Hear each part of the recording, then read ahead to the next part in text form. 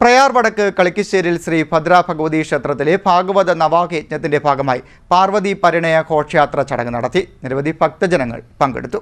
പ്രയാർ വടക്ക് കളിക്കശ്ശേരിൽ ശ്രീ ഭദ്രാഭഗവതി ക്ഷേത്രത്തിലെ ദേവി ഭാഗവത നവാഹയജ്ഞത്തിന്റെ ഭാഗമായി പാർവതി സ്വയംവര ചടങ്ങ് നടന്നു. ഇതിനു മുന്നോടിയായി നിർമ്മാല്യ ദർശനം, ഗണപതി ഹോമം, ആചാര്യവരണം, ഗായത്രി ഹോമം, ഗായത്രി സ്തോത്രാർച്ചന, നവഗ്രഹ പൂജ, ഉമാമഹേശ്വര പൂജ എന്നിവയും നടന്നു. പാർവതി സ്വയംവര ചടങ്ങിന് ശേഷം അന്നദാനം, സർവൈശ്വര്യ പൂജ എന്നിവയും നടത്തി. നിരവധി ഭക്തജനങ്ങൾ ചടങ്ങുകളിൽ പങ്കെടുത്തു. കോന്നിയൂർ ശശിധരൻ നായരാണ് യജ്ഞാചാര്യൻ. ക്ഷേത്രം തന്ത്രി ഡോക്ടർ LV വിഷ്ണു നമ്പൂതിരി ചടങ്ങുകൾക്ക് മുഖ്യ കാർമ്മികത്വം വഹിക്കുന്നു.